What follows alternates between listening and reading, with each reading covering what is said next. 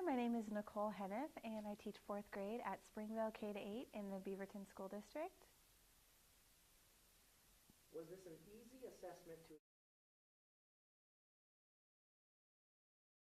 This was an exceptionally easy assessment to administer. I gave it the last week of school. It was the end of the year assessment for everyday math, and it took 2 math periods, 2 60-minute chunks. The first time I gave the paper pencil test, and then the second time we used the clickers to put in our answers. The results were reflective of my students' abilities. Their scores matched what I see every day in the classroom, so it was a perfect match. The children loved using the clickers. Anytime you bring in a new component of technology, they get really excited, and my kids love math anyway, but adding that component of the clickers was really fun for them.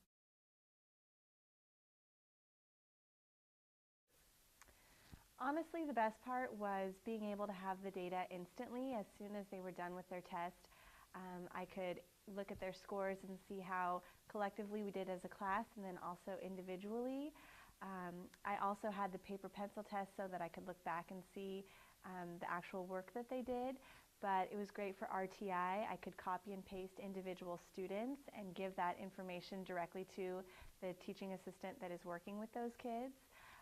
And then also for my whole class, I could see if there were areas that we were missing that we needed to go back and address, or if they got that particular part of the test perfect, we could move forward. So it was great, and looking forward knowing that potentially next year I'm going to have almost 40 kids in my class.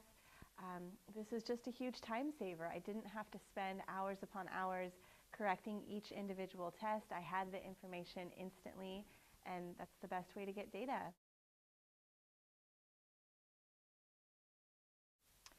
So this was just our second time doing it, so it was definitely a learning curve. One thing that we chose to do was to enable the feature where kids could go back and change their answer if they needed to. I felt that that would take too much time, and the kids would constantly go back and flip-flop their answers, and so I wanted them to go slow and make sure they put in the answer correctly.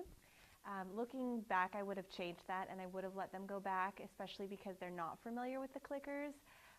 Quite a few kids made a few errors when they were entering their answer, and as soon as they pressed send, that was their answer, and so I had to go back and look at their actual answer on their test to see if it matched.